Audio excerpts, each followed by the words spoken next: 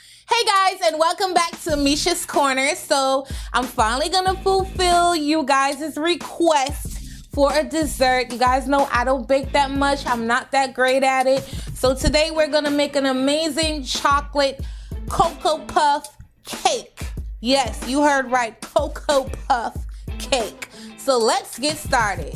Okay guys, so I have my KitchenAid here with the paddle. So to this you're going to add your eggs. That's my egg and my vanilla mixed up together. When I mixed up all it was put it on there. Then to this you're also gonna add your oil. Everybody's going down in the pool. We're just gonna mix them up really, really well together. And this is a combination of milks right here. Remember, all ingredient measurements will be in my description box, so don't worry. You're gonna mix this on I'm on number 2 until thoroughly combined. And then we're going to add all the dry ingredients. All right guys, so to this I'm gonna add my dry ingredients. This is my flour mixture. And this is my flour, my salt, my baking powder, my baking soda. Also, I'm gonna add my cocoa powder down in here. Everybody's going down in the pool. I should have mixed my cocoa powder with my flour, but I wanted you guys to really see what was going on. I'm also gonna put my sugar down in here. Everybody goes in, and so you don't even need a mixer actually to make this recipe. You probably just need a really good whisk, and you can whisk this all together because you're not really, combining anything. You're just mixing it all together, and it's gonna come out perfect. So now I'm just gonna mix this until combined, and then we're gonna fold in some chocolate chips, and then that's pretty much it for the batter. All right guys, so now I'm just gonna cut this off. That's my batter right there. I'm gonna take some chocolate chips. It's up to you how much you want to put in here. I'm gonna put maybe a half a cup. Maybe a half a cup of chocolate chips. And I'm gonna fold this in.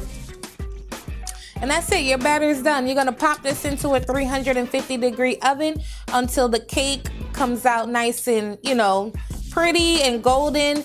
And the toothpick comes out nice and clean. And yeah. And then we're going to work on the chocolate topping. All right guys, so I already greased my pan. All I used was some coconut spray.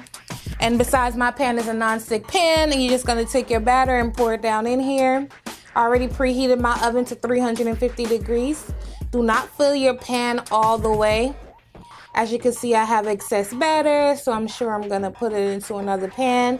And yeah, that's pretty much it. So now I'm gonna pop it into the oven, and I'll show you guys what it looks like once it comes out, and then we're gonna work on the chocolate topping. We're gonna make a quick caramel. You guys know I don't do the whole melting the sugar down and making the caramel for 100 minutes or hours. I just pour everything in the pot. My heavy cream, my sugar, and my butter. And you're just gonna bring it to a boil, and once it starts boiling, it's just gonna get nice and thick, and that's it. And I'm gonna cut the stove off and add some vanilla and a pinch of salt, and we're done. So however, you do not have to make your caramel this way. You can make it from scratch, as in melt down your sugar and stand over the stove to make sure it doesn't burn, blah blah blah. I don't have time for that, so yeah. And I'll show you guys what it looks like, and then we're gonna add the caramel and the salt. Okay guys, so now that I've already cut my heat off, it's gonna still bubble because the heat is cooling down. To this I'm gonna add my vanilla, maybe a teaspoon or so, right out the cover. I'm also gonna put like a pinch of salt, just to give like a little bit of I'm using kosher salt. You're gonna mix this up and put it to the side. The longer it sits, the thicker it'll become. And now we're gonna melt down some milk chocolate, which is also gonna go down over the cake. I'm not making actual icing for the cake, but you can make icing if you prefer. I'm just gonna glaze it with the caramel and the chocolate and put the cocoa pebbles on. Cocoa Puffs on. Looks delicious, look at that. Without all the hard work. Alright guys, so now I'm just going to melt down some chocolate. I'm going to put a little bit of heavy cream down in here. It's already bubbling. I think my skillet is too hot. I'm going to put some chocolate down in here. and some butter. And you're just gonna melt your chocolate down.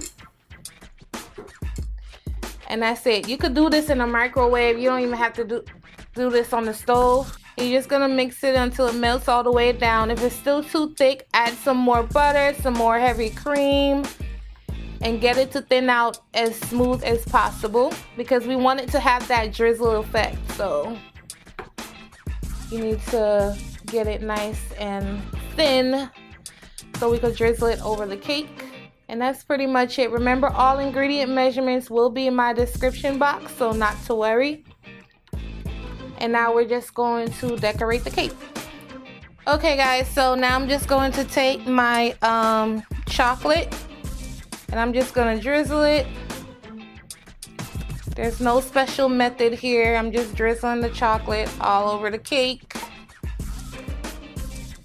I'm not gonna use this plate for plating, so that's why I'm decorating it this way. And it's up to you how much chocolate you want. If you're a caramel person and you know you really want a lot of caramel instead of a lot of chocolate, kind of like let it get down to the sides so you can see it down on the sides. Just like that. Once this sets up, it's gonna look really, really pretty.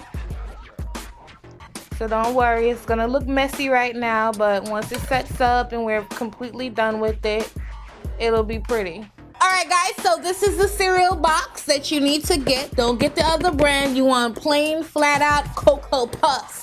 Okay, Cocopuffs, not the other one. There's another one in there. I think it has caramel or something like that, but you want plain Cocopuffs. This box right here. They should pay me for some promo. Okay, and while y'all are at it, if y'all have some aprons or want to donate some aprons to my shows, feel free. I love colorful aprons, all kinds of patterns and prints. If you want to, send them on over to me. Yeah, so let's move on.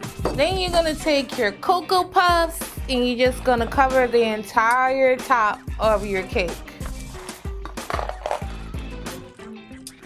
If you have a better technique than me, then be sure to comment it below and let me know what you did. But I'm just gonna use my hands and just toss them on top of there, just like that. And I'm gonna put it on the plate that I'm actually gonna take pictures on, and I'm gonna show you guys exactly what it looks like. Alright guys, so this is what the cake looks like. I'm just showing you guys for right now. I am gonna slice it so you guys can see what it looks like. And yeah, I had fun making this cake. It's delicious. I know for a fact it's moist.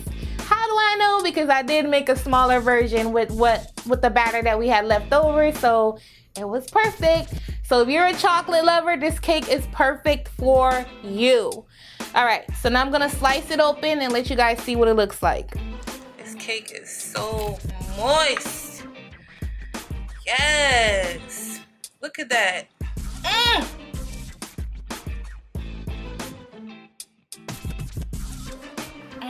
Look at that, guys. Look how moist this cake is. Let me show you the dry part with no chocolate or caramel. Like, look how moist this cake is. Give this cake a try, guys, and tag me and let me know what you think. Bye.